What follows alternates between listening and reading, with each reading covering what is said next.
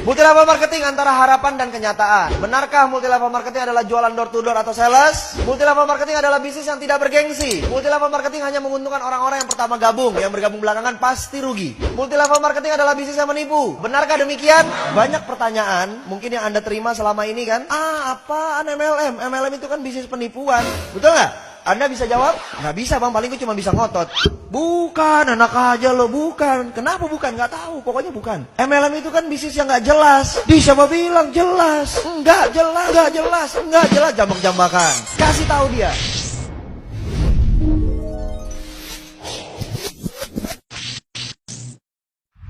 Anda tahu nggak bahwa di dunia ini ada sistem pemasaran? Setiap perusahaan yang ingin mencari keuntungan pasti harus menjual produk. Produknya itu bisa berupa barang, bisa berupa jasa, betul?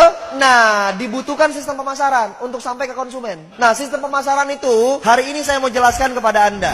Oke, saya mau kasih tahu sama teman-teman. Di dalam dunia bisnis, ini dibagi menjadi beberapa jenis. Yang pertama adalah bisnis konvensional. Yang kedua adalah bisnis multi-level marketing. Yang ketiga adalah bisnis money game. Nah, supaya kita nggak kejebak, saya mau bahas dulu yang pertama di money game. Anda tahu money game itu apa? Artinya, money, uang, game, permainan, berarti permainan uang. Banyak nggak yang nembak Anda? Ini money game ya? Jangan-jangan ini bisnis putar-putar uang orang, betul? Anda harus kasih tahu, Anda harus sadar. Kita harus tahu bahwa money game itu punya karakteristik, punya identifikasi. Yang pertama, money game yang pertama, sudah pasti tidak ada produk. Tidak ada produknya. Jadi kalau perusahaan ada yang nawarin tanpa produk, pasti money game. Perlu nggak dicari tahu lagi lebih dalam? Nggak perlu, tinggal. Paham?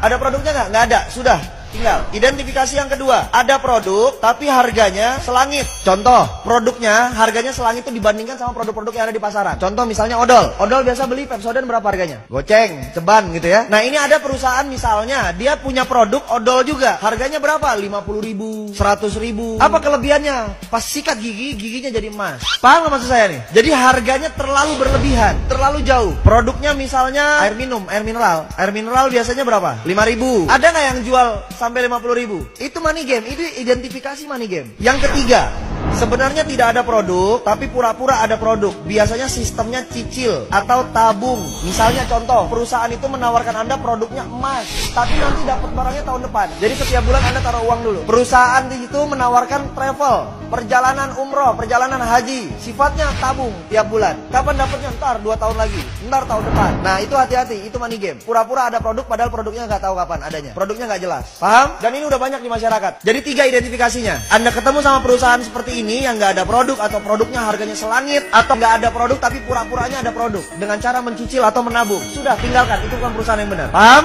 Oke. Kemudian konvensional, ini yang terjadi di sekitar kita. Pasti ada warung atau toko di sekitar Anda, betul ya? Nah, konvensional ini sistemnya begini. Semua perusahaan, tadi saya bilang, semua perusahaan pasti sifatnya melakukan penjualan, betul? Yang dijual apa? Produk. Nah, barang tersebut pasti diproduksi dulu kan? Di mana? Pabrik. Dari pabrik, apakah langsung ke konsumen? Tidak. Dia lari dulu ke distributor besar. Dari distributor besar, dia lari lagi ke distributor kecil. Dari distributor kecil, dia lari lagi ke agen-agen. Dari agen, dia lari lagi ke warung-warung atau toko. Dari warung-warung, baru dia lari lagi ke konsumen.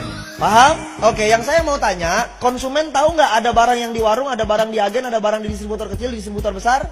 Taunya dari mana? Harus ada iklan. Bayar nggak iklan? Mahal nggak bayar iklan? Mahal, betul? Terus, dari pabrik ke distributor besar, ada nggak biaya distribusinya? Ada biaya pengiriman? Ditambah harganya? Contoh misalnya, ini harganya 2.000 dari sini, 2.000 perak. Sampai ke distributor besar, dari distributor ke distributor kecil, harganya tetap 2.000 atau berubah? Berubah jadi 4.000, betul? Dari ini ke sini, dari distributor kecil ke agen, berubah lagi jadi 6.000, 8.000 misalnya, betul? Dari agen ke warung, sudah nyampe angka 12.000. Dari agen ke warung, dari warung ke konsumen, harganya jadi 20.000. Paham nggak? Padahal modal awalnya berapa? Nah, kelebihan itu banyak dibagi-bagi. Menjadi jalur distribusi, menjadi jalur iklan, menjadi jalur marketing. Itu di jalur apa? Konvensional. Semua warung begini, semua barang yang ada di sekitar Anda begini prosesnya. Rokok begini, sampo begini, sabun begini. Paham? Oke. Saya nggak banyak bahas di situ. Yang saya banyak mau bahas adalah nih, multi level marketing.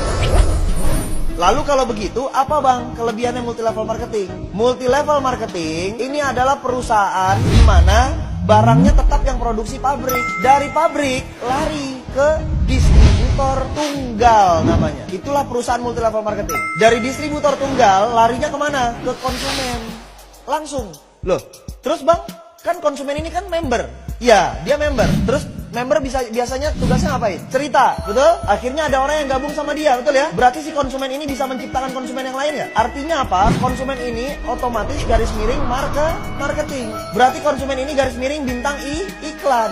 Berarti konsumen ini garis miring apa? Distributor. Paham? Dari sini konsumen menciptakan konsumen lagi, menciptakan konsumen lagi. Harganya dari pabrik ke distributor tunggal, dari distributor tunggal ke konsumen, ke sini sama semua nggak? Sama. Jadi kelebihan dananya tadi, kelebihan dananya tadi itu dialirkannya kepada siapa? Kepada kita, karena Anda marketingnya, Anda distributornya, Anda bintang iklannya. Berarti kita yang dibayar mahal oleh perusahaan multi level marketing. Paham?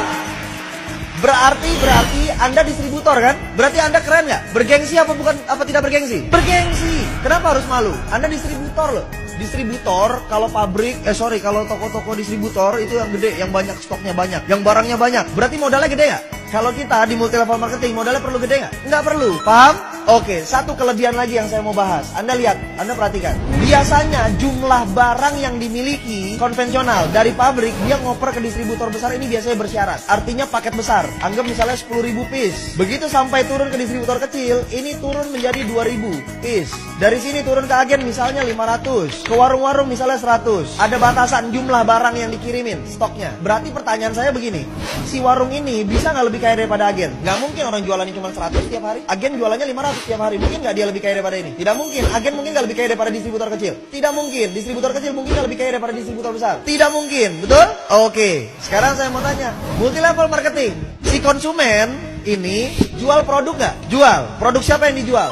Produk perusahaan, bukan produk dia. Punya stok nggak masing-masing? Punya. Stok buat apa? Buat konsumsi, bukan buat dijual. Paham nggak? Stok yang dimiliki member yang bergabung itu adalah stok konsumsi, bukan stok untuk dijual. Yang dijual adalah produk perusahaan. Berarti ada batasan nggak stok barangnya? Tidak ada. Bisa nggak kejadiannya begini? Konsumen yang atas jual cuma 50, konsumen yang bawah jualnya 100. Bisa? Bisa. Siapa yang kaya? Ya dialah yang dapat untung banyak. Yang ini cuma jual atu. Berarti yang lebih kaya yang mana? Yang bawah. Tadi ada kalimat kan? MLM adalah bisnis yang memperkaya yang di...